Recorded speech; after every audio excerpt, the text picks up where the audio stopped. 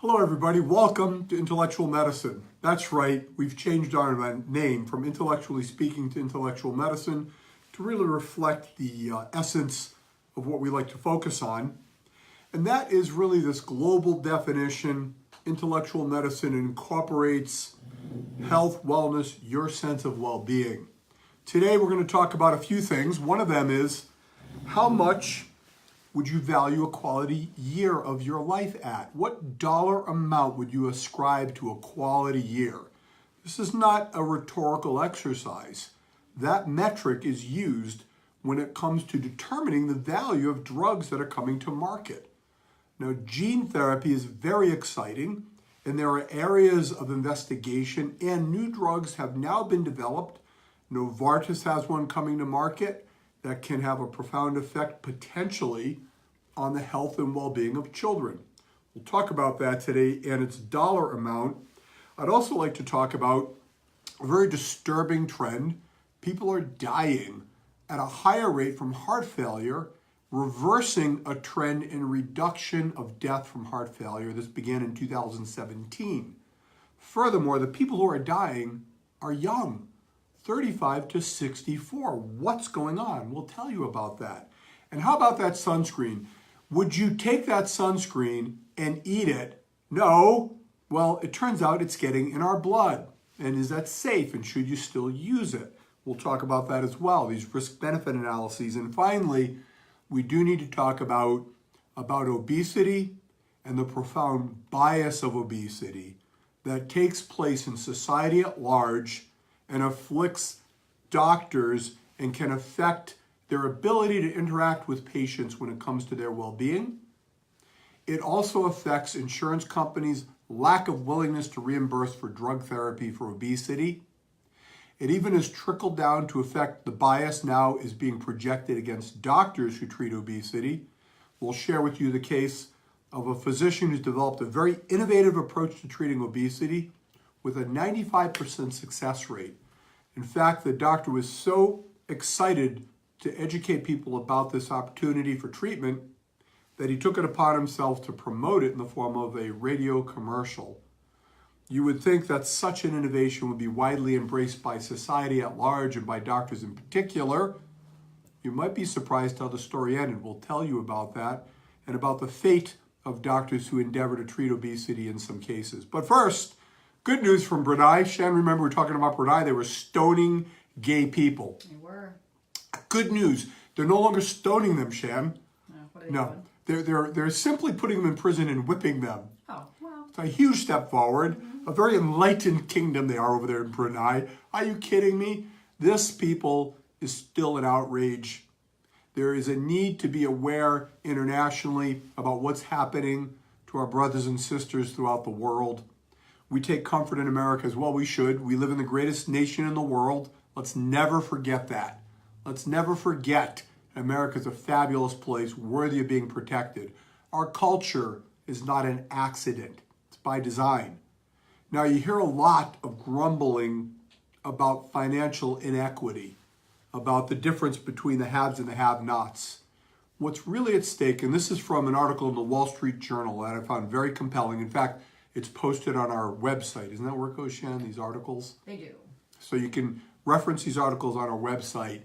The productivity gap is what they're talking about, the difference between high and low earners. Now, what really affects quality of life is not the relative differential between income earned in the top 10% and income earned in the median. What really matters is the real wage.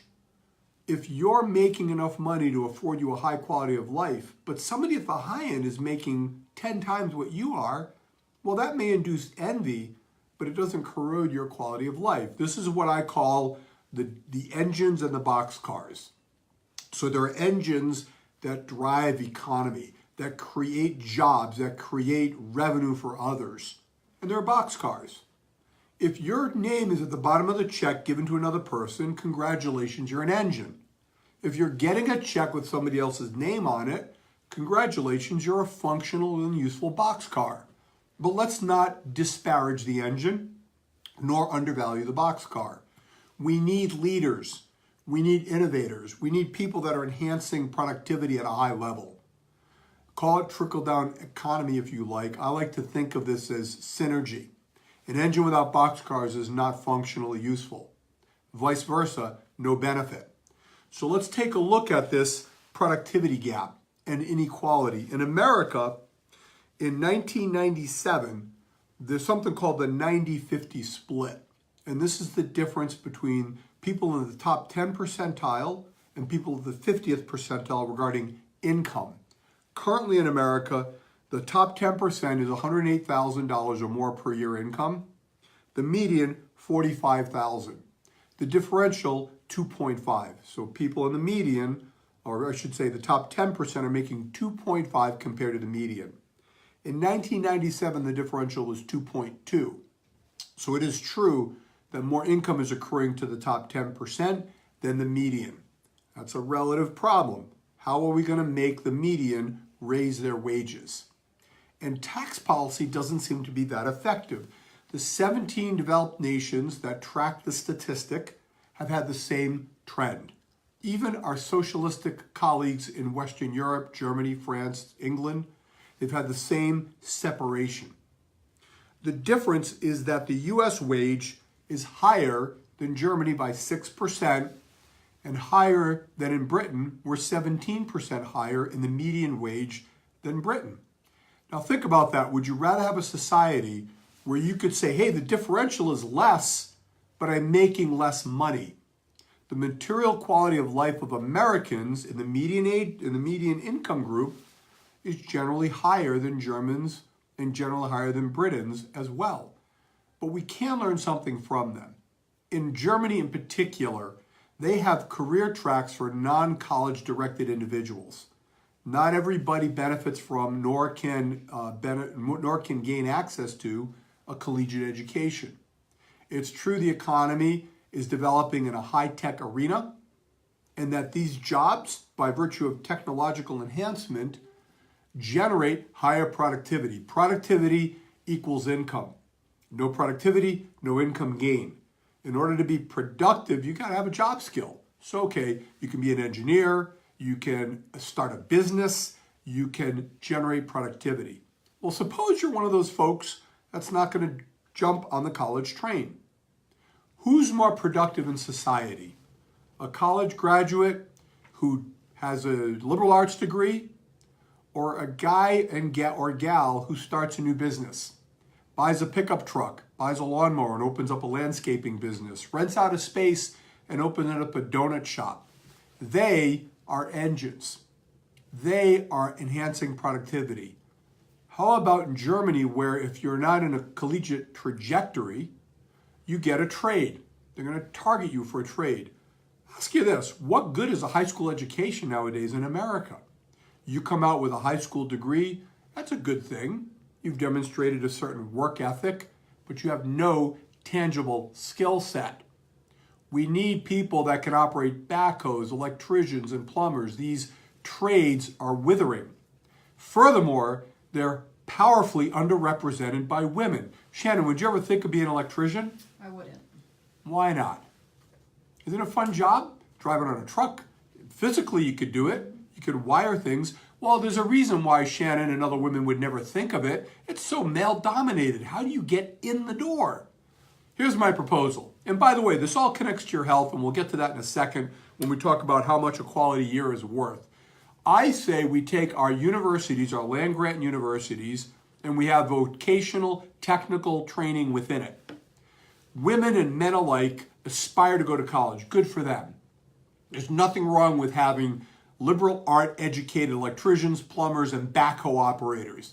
Imagine your University of Rhode Island, and you can go to the College of Technical Skill, and you can learn how to operate heavy equipment while you're studying Beowulf. I beg to argue that you'd see far more women entering the profession from that pathway because it's open to them and encouraged by them, right? If my child can go to college and get a college degree, and by the way, get a minor in electricity or plumbing or construction, how awesome would that be? So let's rethink education. Instead of banging the same drum and paying for free college that's producing a lot more liberal arts kids that we don't know what the frig to do with, right? So this connects. Now you have productivity. That median wage can go up. People with a job skill that is marketable make more money. And now we're talking about something that's going to move the needle, not guaranteed income for people not to work, and not class envy being fomented by those who think that the top 10% are stealing your money. They're simply following their own path of higher productivity. Now, income gains freedom and gains opportunity for health benefit. You can invest more in your health. There's a correlation between health, wealth, and percent body fat and weight.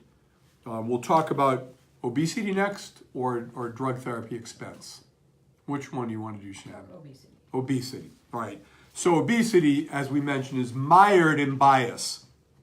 If there were a genetic test, if you could have a test done to see if you have a genetic predisposition for obesity, would you do it? Would such a genetic test have value? Well, it might, at least in the sense of framing the conversation. So such a test has been developed by researchers out of Harvard, and they have found a polygenetic marker that correlates with increased risk of morbid obesity and excessive weight gain. Now you may be thinking to yourself, who needs a test? Hop on a scale, it'll tell you the answer. Here's the relevant part in my view. The genetic test validates the medical basis of obesity, the medical basis. 2013, the American Medical Association declared obesity a metabolic disease state. In 2019, the medical community is still not there. Studies in the Journal of Internal Medicine, a study looking at physician attitude toward patients with obesity, found enormous bias against patients of excess weight. Discrimination coming from doctors toward patients, manifested by more insulting commentary toward them, by a negative impression, using words like awkward, unattractive, ugly, and non-compliant with regard to the patients they're seeing. Now, how can some physicians that harbor these attitudes be effective in addressing obesity? They can't be. Combine that with the societal bias against people of weight. They make less money, they're looked at less favorably, and this negative attitude gets internalized, and the obese people start to believe that they are less than they should be. It's a neglected medical condition. The insurance companies don't pay for weight loss drugs. Doctors, by and large, don't know how to treat it. That's why I became board certified in obesity medicine. And that's why we developed the intellectual medicine approach for weight loss. Remember that doctor I was telling you about, 95% success rate? Yeah, that's me, right? We developed a technique, 95% success rate. Dr. Souza does the same technique. Shannon Petteruti has the same skill set that we've cultivated over many years. Very happy about that. In fact, we declare that the obesity is a neglected epidemic. 40% of Americans are currently obese, many more overweight. We talked earlier about the heart failure rate going up. It's connected to obesity and diabetes, the strain on the heart. How about the neglect of minority communities? How about the fact that that death rate from heart failure is skyrocketing amongst people of color?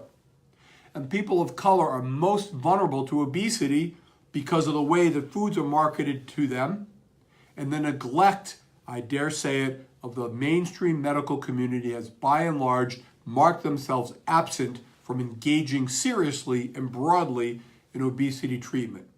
These are the comments and these are the approaches that have engendered feedback on part of some of my colleagues. In fact, I'm currently defending myself against an accusation of unprofessional conduct registered by a colleague because of the things I have said about obesity, specifically with regard to the way it's been ignored by the vast segment of society, the way it's been misconstrued, misdiagnosed, and inadequately treated.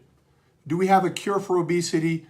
As close as you can get to it, folks. 95% success rate is fabulous. We use that term to summarize success in treatment. And that phrase, cure for obesity, has been reacted to by some of our critics as misleading. Our patients beg to differ.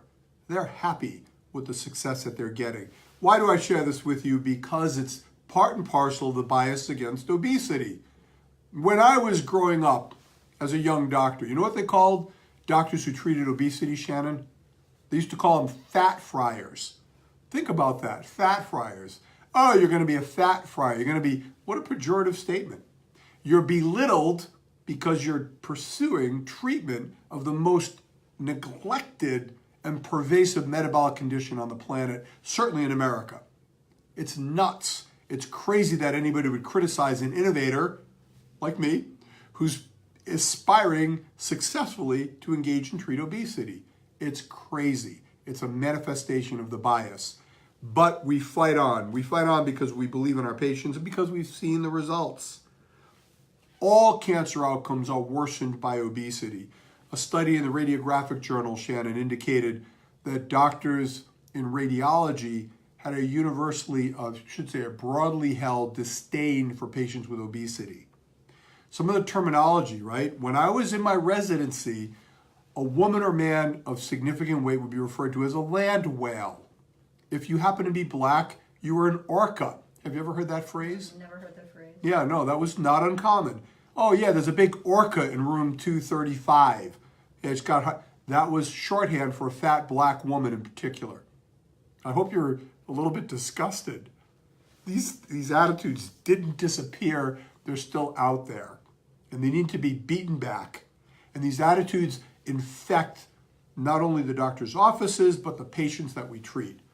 We won't rest until obesity has its place as a metabolic disorder that is commonly treated in a primary care doctor's office. If your doctor tells you you need to lose weight, find a new doctor to help treat your weight loss. Yes, it's self-evident in some cases weight loss would be beneficial. Far better for doctors to have a path forward. So here's what we're offering. If you're a doctor and you're tuned in, or if you're a patient, you can share this with your doctor. Have them contact us. We have a pathway forward and we can help your doctor help you. Our weight loss pathway is available to them. Our book's available to them. All the secrets, all the tricks, all the nutritional details and behavioral details that we have learned over the years will make available to any doctor interested in pursuing this pathway. They can do it. Heart failure rates will connect to this. Cancer's going up, colon cancer, pancreatic cancer.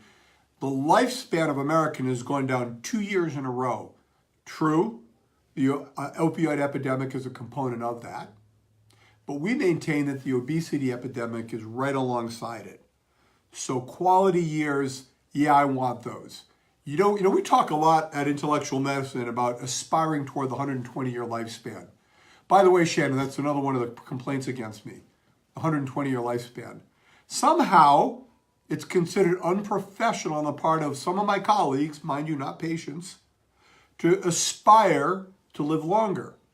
The fact that we happen to make 120 an aspirational goal is understood on the part of our patients as just that. You don't get to a new goal. You don't break an old paradigm. You don't innovate something without pioneering new turf.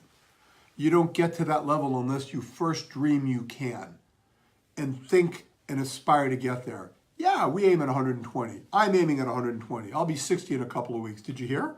It's my birthday coming up. So Facebook Live, we have an event coming up in the next couple of weeks. I like to call it 300 at 60. I will be attempting to bench press 300 pounds at or shortly after my 60th birthday. The point, folks, isn't to show off, wow, look at me, but rather to demonstrate preservation of function regardless of age. I don't think you'd mind some accolades, though. I wouldn't mind some accolades. All right, there's a little bit of that in there. But seriously, I'm going to, during this Facebook Live event, to be announced, do we know when it's going to happen? I don't. We don't. We're going to stay tuned. We're going to let you know.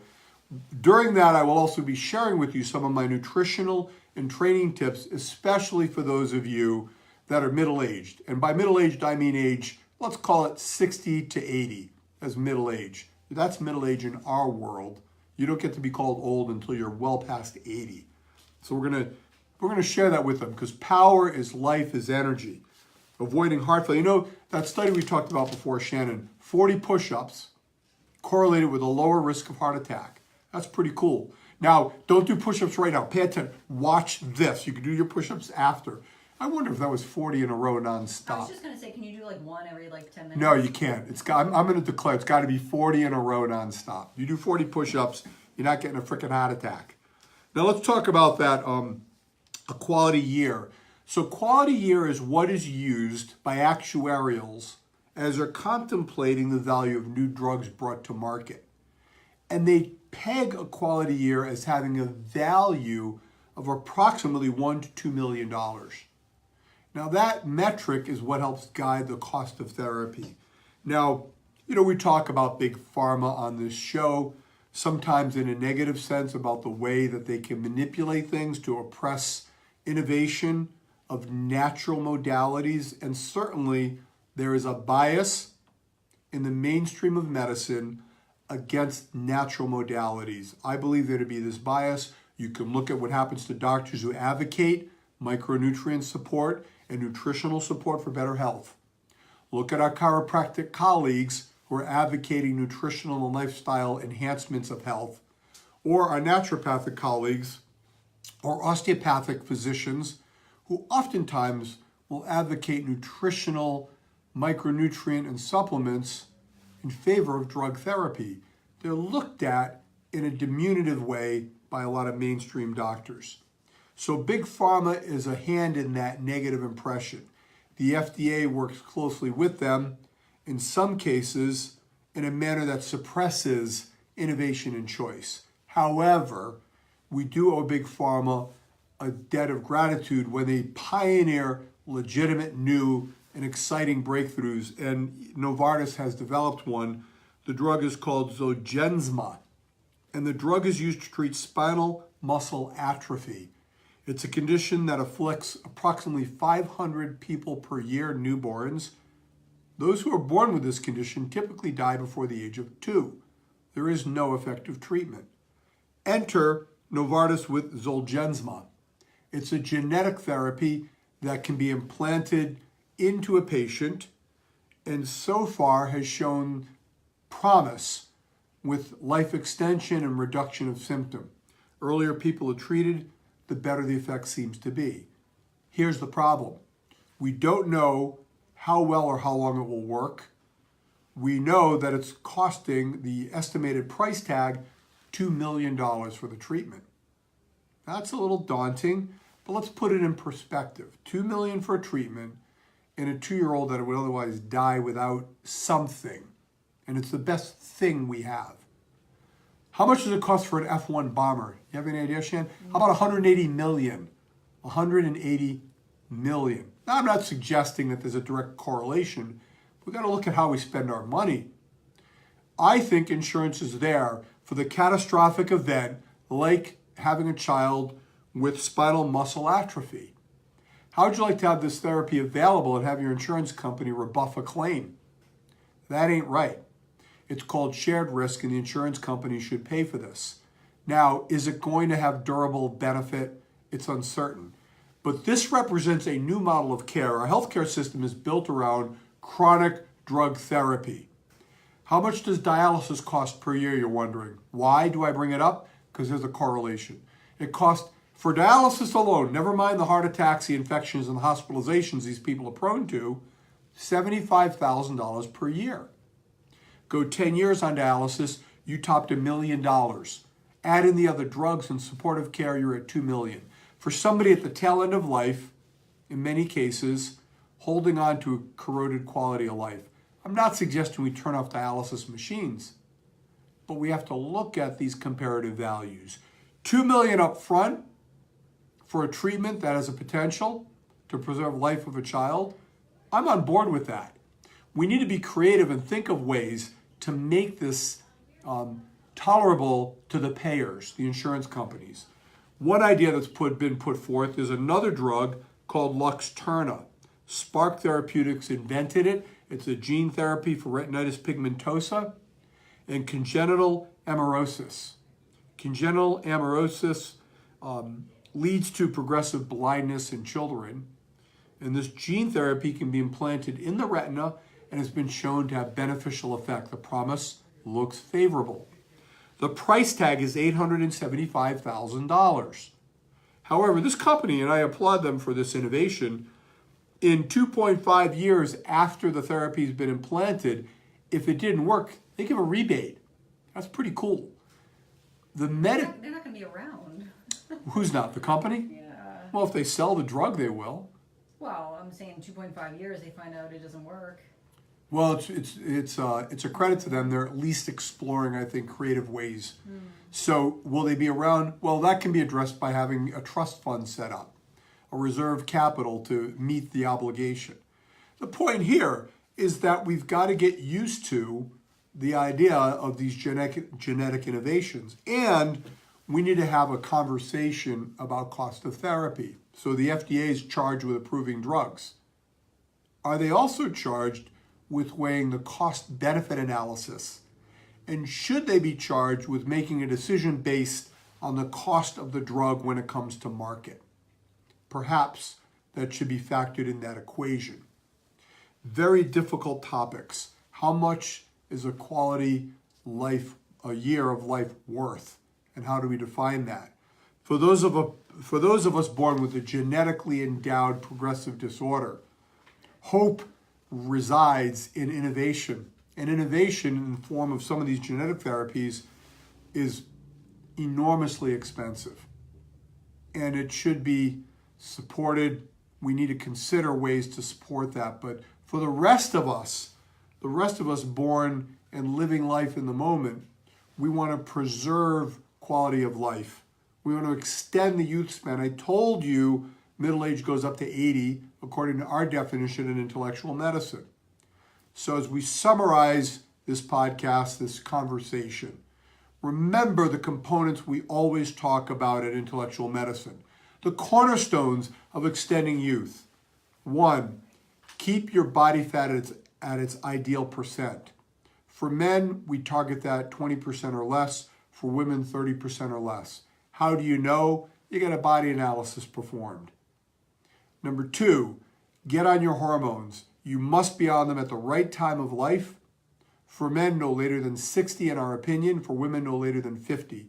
And women, do not neglect testosterone. Do you know what the laboratory range is, Shannon, for normal testosterone in women? I do. I look at it every day. That's right. Of course she knows. Shannon is an expert in hormonal therapy, anti-aging therapy, with a special emphasis in women's care. Shannon Petteruti is a nurse practitioner with extensive experience. I share that with you because there are not enough women expert in the field. Shannon is one of them.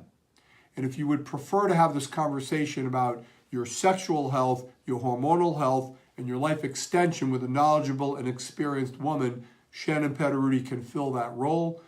She knows the range of normal, 0 to 75. 0? What normal hormone level is none in any Homo sapien? That's a reflection of the ignorance with regard to testosterone support for women. How good is testosterone for women, Shannon? What are we seeing, the women that go on it? Great. It's good. Muscle development, reduce brain fog. Brain gets better, muscles get better, libido gets better, strength gets better, mid-abdominal fat melts away. Testosterone is a critical hormone. The receptors are in just about every organ of your body, including your brain. Powerfully abundant in the brain. So often I'll hear patients share with me that their brain has lost a step. And they blame it on their life, on stress. They're getting older, the kids are leaving, their mom's sick, work is busy. The missing piece is the hormone. You get on the right hormone level, the brain sharpens up, almost to a person, because testosterone helps to accelerate the rate of neurotransmission in the brain, and the speed of electrical impulse correlates with sharpness of thought and recovery and recollection. So correct percent body fat, get on your hormones. We advocate heavy metal testing. Unfortunately, the planet is polluted. It's going to stay that way. Lead, cadmium, and other pollutants abound. They get in our body. Sunscreen gets in our body. We've got to segue a bit though. So hormones, percent body fat, watch for your toxins, and then antioxidant neutralization with controlling free radicals. You put these together, and we have seen our patients thrive. We have seen their function enhance. We believe these to be corner elements of anti-aging therapy. These are the innovative arenas of medicine. Let's not call it medicine anymore. Let's call it really healthcare. Remember, you don't have health insurance. You have sick insurance. And you don't go to the doctor to acquire superior health. You go there to eliminate symptoms and disease. You go there when things break by and large. Now that is an important, vital, time-honored role, but it's just not enough. In the moment, I'll turn 60, as you know, I feel great. I feel better at 60 than I did at 50. But I know what comes next. And if I don't take proactive steps to neutralize the effects of biological aging as best I can, it will accelerate more aggressively. I like to draw analogies to automobiles, Shan, because they're really objective and tangible. You ever see that like classic automobile riding down the road, sparkling in the sun, looking like it just came off a showroom floor? You know those antique cars? People go to car shows, they open the hood, they can look inside. That's us. Those cars are the intellectual medicine vehicles of the human species. The people that have taken the time, the knowledge, and the effort to nurture, maintain, and support their health. Internally, open the hood, heart and arteries look great, the brain is sharp. Externally, look at the body and the face, it's shining. It's not an accident that the Model T is still out there at a car show. Most of them aren't, because most car owners neglect their vehicle. Most people don't take the full measure of attention to their health that they potentially could. A little bit of that is skepticism. All this anti-aging seems like a bunch of hooey. It seems like, I'm going to quote one of my other critics, Shannon, it seems like snake oil. Well, maybe, but we beg to differ. We've seen the fruits of it. So I'll leave you guys with a thought. It is summertime, right? And we're coming upon the time to protect your skin. Now we find that sunscreen is found in the blood after as brief as 1 day's worth of therapy. I don't know about you, but I'd prefer not to have sunscreen absorbing into my blood. Now, among the ingredients, oxybenzone is the one that most prominently gets in the blood. That's oxybenzone, O-X-Y-B-E-N-Z-O-N-E. Oxybenzone absorbs much more readily than other ingredients. It's been correlated with lower testosterone levels in men. It's been correlated with altered birth weight in the children of women who use it. This has affected my thinking regarding sunblock, Shan. I know. The best sunblock is what? Shade. Mm-hmm. It's shade. A nice umbrella, nice clothing, right? Sun repellent clothing. To the extent you're going to use sunblock, we advocate for minimal use, back of the neck, top of the ears, face. The rest of your body, just cover it up. And don't they have clothes that do that, Shan? They do. What kind of clothes does that? It's a lot of clothes. So you can Google what, sunblock clothes? Yeah, exactly. Do they really work? They do. I don't get any sun. You use those? I do.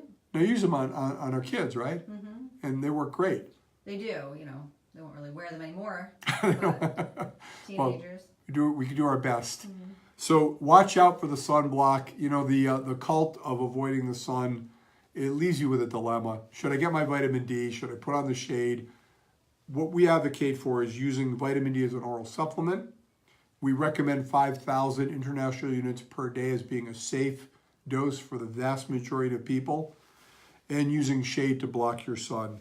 So in closing, people, thanks for tuning in. Remember to love your neighbor, especially those that are battling obesity. Don't tell them they need to lose weight. They know it.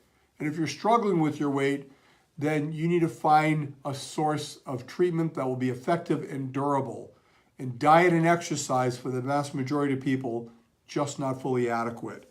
We want to be mindful about the world around us and thoughtful as we contribute to the conversation regarding the income gap, the growing movement towards socialism in some in America that are advocating for that approach. We need to think about the consequence of it really deeply before we put it into action and lose our ability to unravel it. Now, Saturday morning, 8 o'clock, WPRO 99.7 FM will be Facebook Live at the same time. I have a very special guest will be on the show, a gentleman who's fighting terminal cancer. Will share with you his philosophy on life, which is really uplifting, as well as his experience in the course of his diagnosis and the treatment options being put in front of him, and his decision process and how he came to decide to make vitamin C and mistletoe therapy part of what he chooses to do for his support. That's Saturday morning, 8 to 9, Intellectual Medicine. Thanks everybody for tuning in, and we'll see you next Wednesday at 12 o'clock noon. Bye now.